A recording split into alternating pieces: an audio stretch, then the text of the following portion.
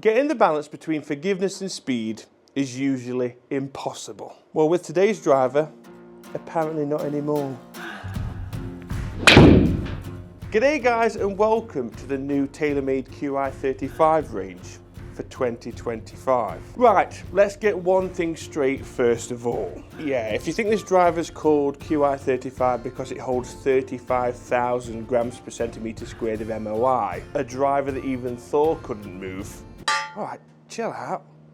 Well, I'm sorry to burst your 35k bubble, but that would be illegal, right? Okay then, so how did TaylorMade land on QI35? Well, the 3 stands for form, function, and fit, which we'll get into a little bit later. But the 5 in 35 simply stands for the amount of driver heads we've got in this new QI35 range. This new lineup includes the core TaylorMade QI35 Driver, the QI35 Max, a QI35 Max Lite, and a QI35 LS. Why in the Medusa do we need 5 heads? You have one, you have one. Everybody gets one. Well, what do you think? I think it's absolutely stunning. Pictures do not do this driver justice. I'll give you that warning first. Check it online, then go and see it in person. There's just something about, there's an aura about the visuals of this driver, which we'll get into a little bit more later. But of course, the question we want answered with the QI35 is, what makes this better than the QI10? Even though this driver does not hit the 35k MOI mark, there are some incredible claims about this thing. Usual enemies: stability, MOI, CG projection, speed. Too much of one equals less of the other. It's finding that balance point, of course. But despite this challenge, TaylorMade have claimed that they've managed to do it with the new QI35, thanks to some clever shaping, multi-materials, and some pretty damn good technology. So of course, guys, remember, comment down below what you think visually of this driver. I think it's absolutely stunning, especially in person compared to pictures. It's night and day. In hand, you'll see exactly what I mean. It's super sleek. I kind of wish there was more green, more colour to it, but I suppose we would lose that sleekness with it. Gunmetal design all the way around it. And as we move the head around, you'll see a lot of the usual culprits like the speed pocket. Of course, we've got the carbon twist face, our adjustment sleeve, but that's really where the similarities end. Everything else is very, very different with this driver. And one of the greatest surprises for me was down at the ball. This was a huge shock when I put this down, because not only in size, this is by far one of the biggest TaylorMade drivers I've seen, which I know what you're saying, how is that possible? We're already limited at 460 cc's, but you'll see what I mean when you see this. TaylorMade are calling this inertia shaping. It's like 560 cc's. I don't know how they managed to do it without really jeopardizing depth as well. It's quite incredible. Get this tested. I would. But that wasn't the only thing I noticed when I put it down for the first time. If you divert your attention towards the ferrule area, now isn't that unique? It's almost like it gives it like a bore through sort of design, which is not something we've seen in tens of years. But again, this is one of the areas of the weight saving, which is allowing that CG projection to stay where it is. It really is a great story. I think for me, there are going to be many fans of looking at the driver this side. I think it's quite hard not to like. Can I hit one? Yeah? Good. Yeah, it's very maxy, I think, the core, visually, like size-wise, is what I'd say straight off the bat. Right, what have we got numbers-wise off the bat?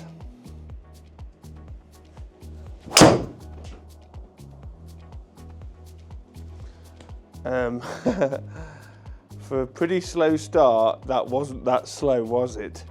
What a start. 318. Down the left-hand side. Lovely 2351 spin rate there, beautiful. Even more weight saving comes with this chromium carbon crown, along with a cocktail of steel, aluminium, tungsten and titanium, which TaylorMade are saying has helped delivering this form and function. For me, it's so hard not to get excited with new releases. I mean, I know there's a lot of hate, there'll be a lot of keyboard Karens, they're having it,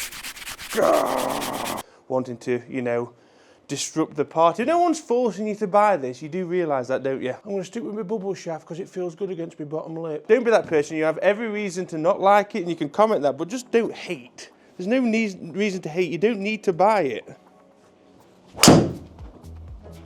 Even if this was 1,000,000 times longer and more forgiving, I could stand here and say, I still can't tell you if this is better than QI10, because we're all different.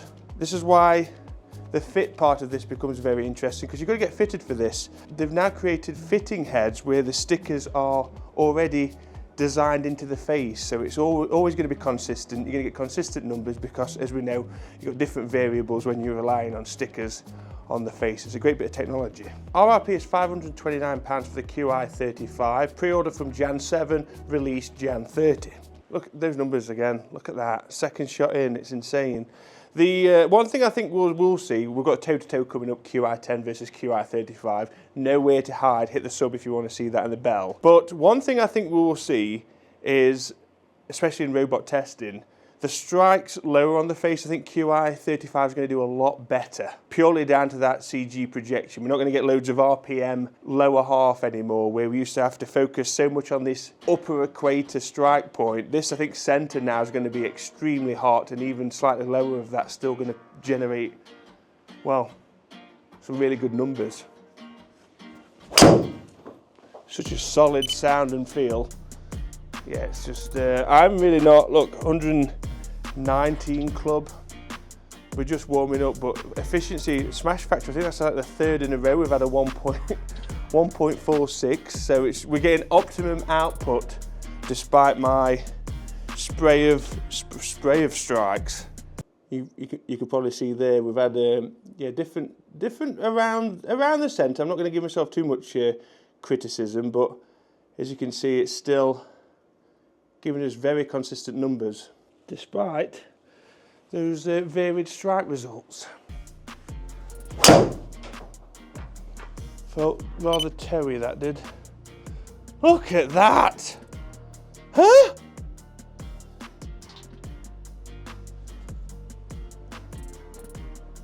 That is quite remarkable.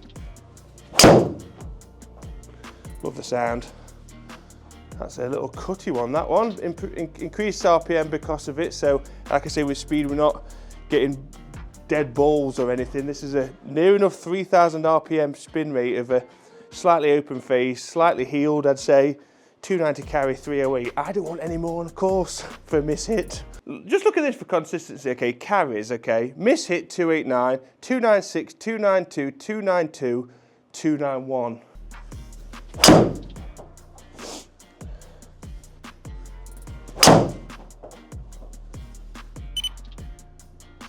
Look at that. Bomber down the right hand side, a bit high toey. Again, absolutely no danger, 290 carry, but we've got an extra roll of 323.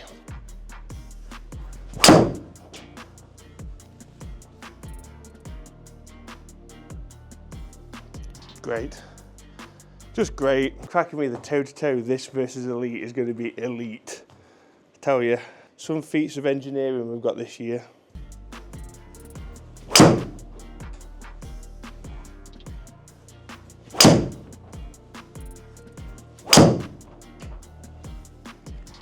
I'm pleasantly surprised with these numbers because I woke up this morning feeling like Donkey from Shrek. I got this twinge in my neck, and when I turn my head like this, look, ow, see? That coupled with a shoulder, and we're still getting this sort of stuff.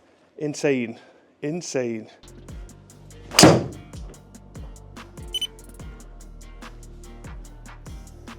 Oh God, look at that.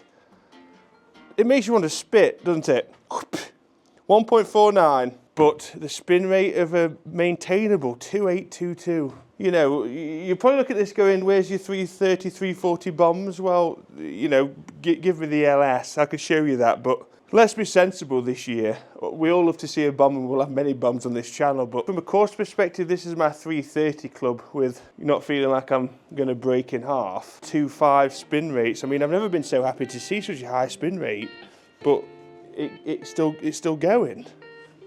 Woo!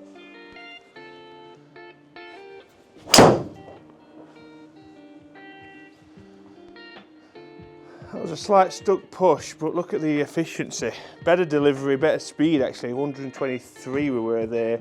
I was waiting to see a big miss, and that really has done well for me. Oh baby. Yeah, I felt big. Slightly high toe-ish, but 333. Enough spin protection there to really get me out of a bit of bother. I've left the stinker in, the one to the right hand side, because I feel like it really did perform well for such a bad shot. Those are some serious numbers. 12 shots there with an average of 320 total, 394 carry. But the thing I really want to show is, again, the variation of strikes. We're still averaging mid 2000s, you know. If we were to push the 1.7s, the 1.8s, 1800 RPM, yeah, this is going to go 340, 350, like you all want to see. With how drivers are being designed now, I feel like we can maintain that spin rate but still get the ball speed. This is that, you know, bit of that. But it's great to have that spin rate and speed, knowing we've got stability but also speed, CG projection and MOI finally getting on as neighbours rather than throwing dog poo over each other's fences. Are we going to see a 10k driver with a 0 CG projection like the LS has this year? If it's possible, they're going to find a way to do it. I mean, that would be some groundbreaking engineering.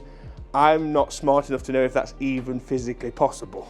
Progressing every year in terms of performance, proven on launch monitors, but is that going to help the everyday golfer? Again, that's only you can find out by having a fitting. Well, a serious fitting, fair fitting, head to head, nowhere to hide, numbers to see, with a fair fitter. I'd be very interested to know your performance. How did that get on? If you've hit it, if you're going to be hitting it, when you have hit it, stick it in the comment section. Come back and tell us. No surprises here. I do love a TaylorMade driver. I'm the first person to admit that. We do get on. It looks like that relationship's going to continue potentially in 2025. So guys, you're superstars. Thank you so much for watching.